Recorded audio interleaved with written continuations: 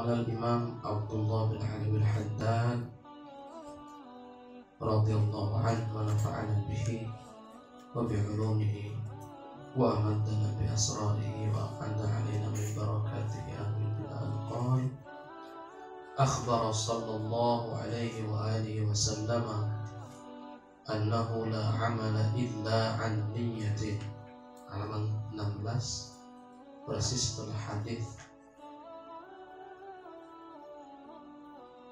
Wa annal insana bihasabi ma nawa yuthabu wa yujza in khairan fa khairun wa in syarran fa syarrun faman hasunat niyyatuhu hasuna amaluhu la mahala wa man khabuthat niyyatuhu khabutha amaluhu la mahala wa in kana fi surati tayyiban kalladhi ya'malu salihat tasallu'an lil makhluqin. Beliau Imam Haddad mengatakan begini, Rasulullah SAW telah memberikan kabar berita kepada kita bahwasanya tidak ada amal tanpa niat. Amalnya dinafikan. La amal, gak ada amal. Gak ada amal itu. Tentunya tidak ada amal ini bukan gambarnya. Kalau gambarnya kan sudah terjadi. Itu ada orang sholat, sholatnya, rukunnya, syaratnya, semuanya sempurna.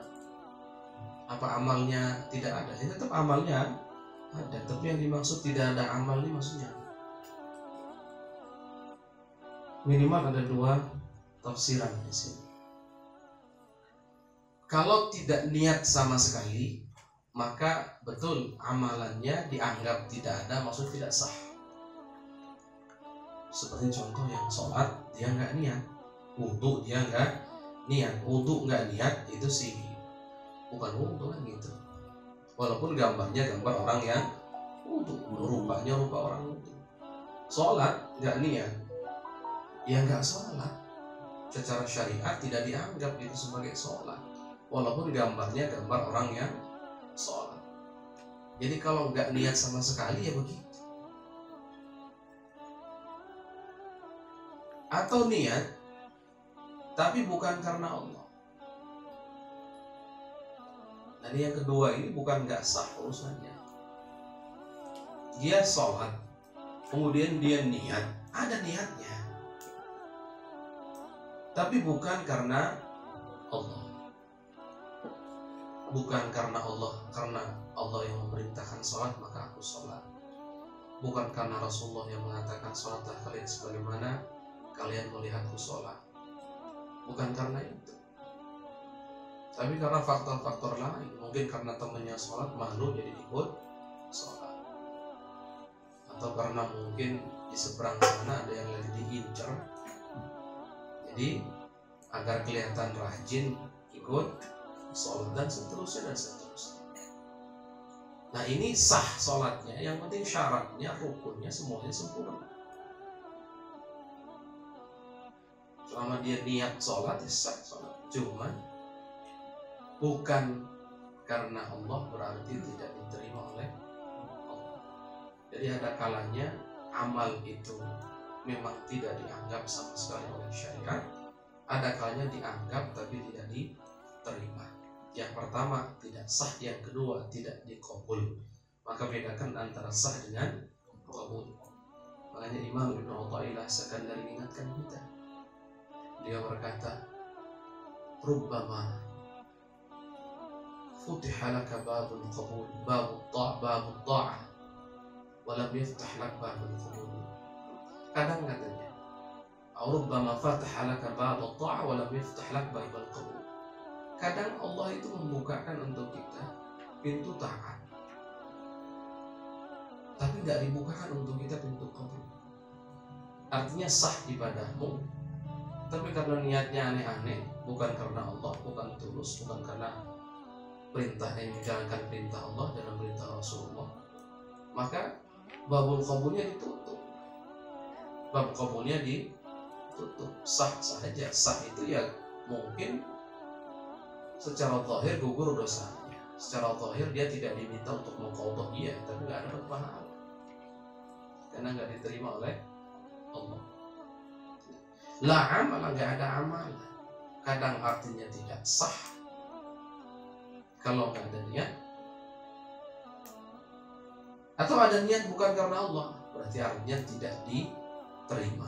Pokoknya yang jelas nggak ada niat, nggak ada amal, sudah gitu aja. Tidak ada niat, tidak ada amal. La amala illa an niyatin. Allah. Kemudian setelah itu beliau berkata, wa andal insan bihasabi ma nawa yuthabu wa yusab. Dan sesungguhnya manusia itu sesuai dengan niatnya, dia akan mendapatkan pahala atau dia akan mendapatkan imbalan dosa. Tergantung niat, ini sudah dibahas pada pertemuan yang lalu. In khairan fa khairun. Kalau amalannya, kalau niatnya baik, maka imbalannya juga baik.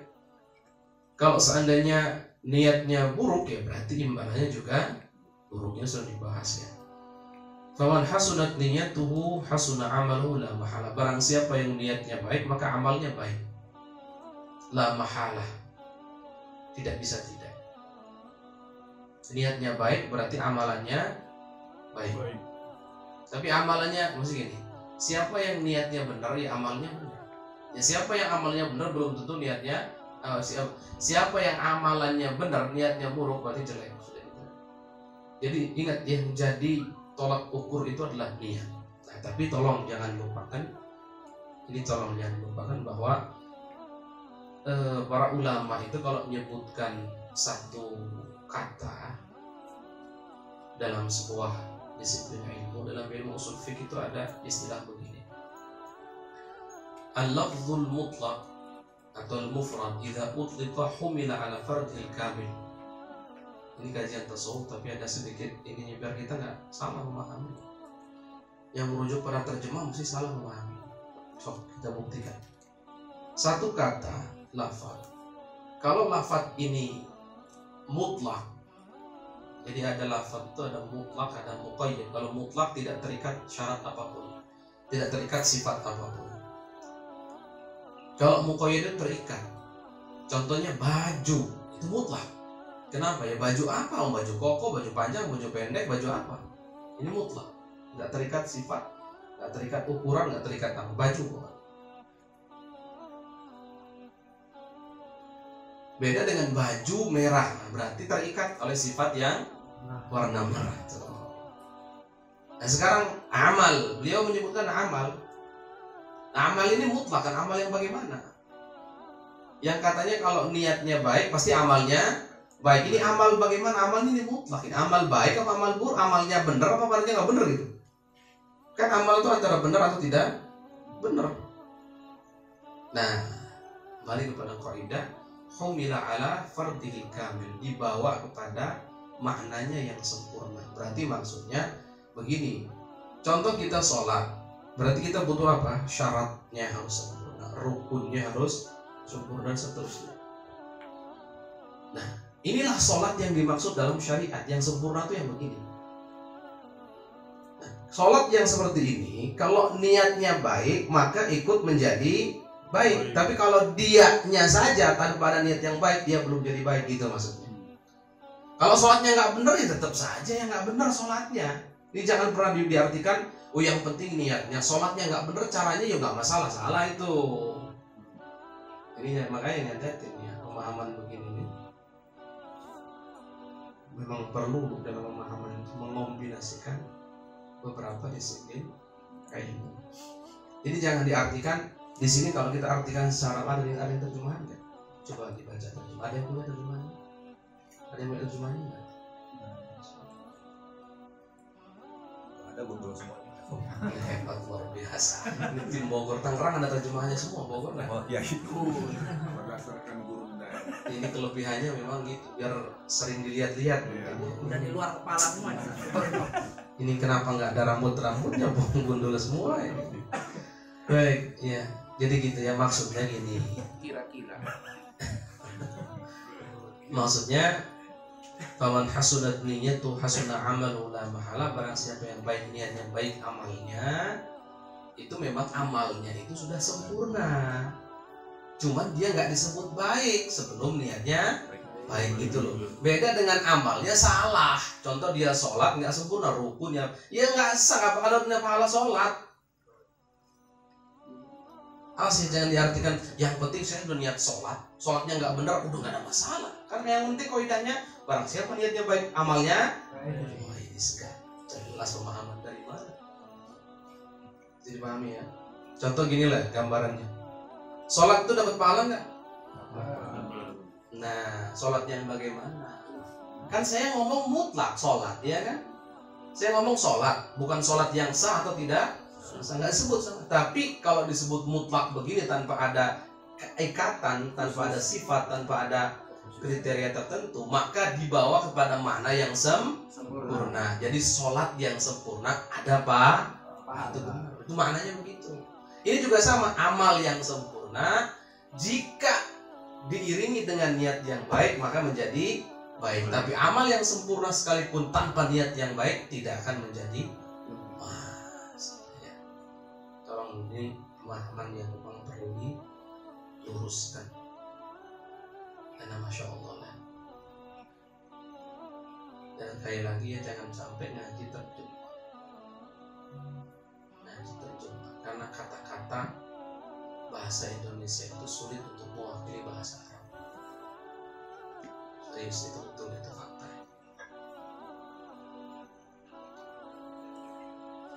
Baik. Jadi barang siapa yang niatnya baik, maka amalnya jadi baik. Nah, wa man khabuthat niyatu khabutha amaluhu la mahala. Barang siapa yang niatnya buruk, maka amalnya pun menjadi buruk walaupun amal tersebut sudah lengkap sempurna syarat dan rukunnya. 3 kalau dalam ilmu usul. Syaratnya lengkap, kemudian rukunnya dalam ilmu fikih, syarat lengkap, rukun lengkap, kemudian mawani'nya nggak ada. Mawani' itu yang bisa membatalkannya nggak ada. Kalau orang sholat mah, dia sholatnya syaratnya, syarat sahnya lengkap, syarat wajibnya sudah oke, rukunnya sudah sempurna, kemudian tidak ada perkara yang bisa membatalkan, nggak ada perkara ini namanya sempurna. Kumpul 3 hal ini. Ini sempurna secara fikih, secara zahir. Walaupun sempurna secara zahir, kalau niatnya nggak benar, ya nggak diterima. Nggak diterima. Allah. Wa in kana fi surati thayyiban, walaupun gambarnya rupanya amal baik. Lihat, Imam Haddad menjelaskan walaupun gambarnya amal baik. Kalladzi, contohnya gimana? Seperti orang yang ya'malu shalihat tasannu'an lil makhluqin. Seperti orang yang mengamalkan amalan yang soleh, tapi sebetulnya dia beramal itu bukan untuk Allah, tapi untuk makhluk. Dia berbuat agar dilirik. Tasannu' itu kayak semacam mejeng untuk makhluk gitu. Orang-orang mejeng gimana ya? Pengen dilihat oleh makhluk saja, bukan Allah. Tasannu'. Walaupun amalnya baik, amal soleh, iya, sempurna, iya. Kalau niatnya nggak benar, iya nggak baik. Itu kan tasawuf itu kan bukan membahas tentang sahnya amal, tapi terima tidak terimanya amal. Sudah. Ya Allah, makanya ya, Gusti, masya Allah. Kata orang awam, saya mau bingung ngaji tasawuf itu. Nggak beramal salah, beramal masih salah juga. Ini gimana sih? Makanya kita punya teman dulu, candaannya memang ini canda berlebihan, tapi ada ininya juga. Ada satu sisi ada benernya gitu. Artinya ambil hikmahnya aja lah gitu. Ada. Dia itu kalau diajak, pernah diajak yuk bareng-bareng ngaji kitab Ihya gitu. Kata dia, enggak, saya nggak mau. Saya nggak mau ngaji kitab Ihya. Kenapa? Saya ngaji kitab Ihya itu hidup saya salah semua, tinggal ada yang benar. Padahal dia ini notabene adalah Gus, anak kiai, tapi dia sampai begitu. Duh, enggak lah, saya nggak, ini candaan tentunya, bukan serius. Saya hidup nggak ada amal saya yang benar, katanya ngaji kitab Ihya, salah semua ini. Itu tasawuf. Makanya benar Imam Abu Hasan Asy'adzili ketika berkata, man lam yataghalqal qalbi ilmin hata mata 'ala al-kaba'ir wa huwa la yash'ur. Barang siapa yang tidak menyibukkan dengan ilmu kami ini, yaitu tasawuf, dia akan meninggal dalam keadaan membawa dosa besar, tapi dia nggak sadar. Tapi dia nggak sadar merasanya ahli ibadah karena sudah banyak infak, sholatnya sering, masya Allah dan seterusnya. Tapi dia lupa bahwa ada ilmu yang harus dia pelajari agar dia tahu apa-apa atau perkara-perkara yang bisa mengumpulkan amal, yang bisa mencegah diterimanya amal lain. Nomor satu, kita belum apa-apa sudah tahu bahwa nggak benar amal kita kalau niatnya nggak benar, itu sudah. Makanya kombinasikan antara tiga, akidah, fikih sama tasawuf. Akidahnya yaitu yang berhak disembah adalah Allah dan Muhammad Rasulullah SAW. Globalnya di situ. Fikihnya ya amalannya bagaimana, ya sempurnakan syarat dan rukunnya. Tasawufnya berniatlah karena Allah. Betul dalam fikih ada niat, tapi niat dalam fikih itu bukan niat, kembali kita bahas ada dua makna. Ada makna keinginan yang kuat, ada makna motif yang mendorong melakukan amal. Keinginan yang kuat itu iya ada dalam fikih. Tapi yang kedua, motif karena apa dia beramal itu nggak dibahas dalam fikih. Makanya dalam fikih itu kalau niat sholat, yang penting kalau sholat fardu cukup 3 hal aja. Qasdut ta'inil fardiyah. Dia menyengaja, saya menyengaja melakukan sholat atau ingin kuat melakukan sholat. Kemudian menentukan sholatnya sholat apa. Kemudian disebutkan sholat itu sholat fardu, selesai. Dalam fikih itu, mana yang lillahi ta'alanya kan nggak ada di situ. Mana lillahi ta'alanya? Nggak ada. Nah makanya orang-orang tua kita terdahulu yang cerdas, kami itu semakin kesini semakin mengagumi metodologi orang-orang terdahulu. Sudah saya hormat. Jadi kita bersimpangan jalan dengan kelompok-kelompok yang suka membid'ahkan. Coba orang tua terdahulu kalau ngajarin niat sholat gimana? Sholat fardu arba'a rakaat. Ada makmuman lillahi ta'ala selalu bawah, itu pendidikan. Padahal nggak wajib disebutkan, nggak disebutkan lillahi ta'ala sah sholatnya. Tapi kenapa dibawa kita? Agar kita sadar bahwa wajib beramal untuk Allah, mengumpulkan antara 3 akidah, fikih dengan tasawuf dengan kata yang simpel singkat, namun panjang. Nah itu orang tua kita terdahulu yang istilahnya, yang mengemas segala sesuatu dengan simpel gitu. Orang awam tuh ibaratnya kalau nurut saya sama ulama-ulama dahulu itu, sistemnya, metodologinya, tiba-tiba mati di surga aja. Makanya ada pepatah mengatakan man qallada aliman asha saliman. Barang siapa yang ikut orang alim maka hidupnya selamat, baik hidup di dunia maupun di akhirat. Ikut yang alim beneran ya, bukan alim-aliman yang sok-sok gak percaya hadis Nabi, sok-sok mengkritisi masalah tidak sempurnalah agama. Yang begitu mah tinggal assalamualaikum aja tanpa mencaci maki. Ya, assalamualaikum, sapa, selesai, tinggal. Gak usah. Baik. Jadi itu ya, para pejuang semuanya. Lagi-lagi ini penguatan masalah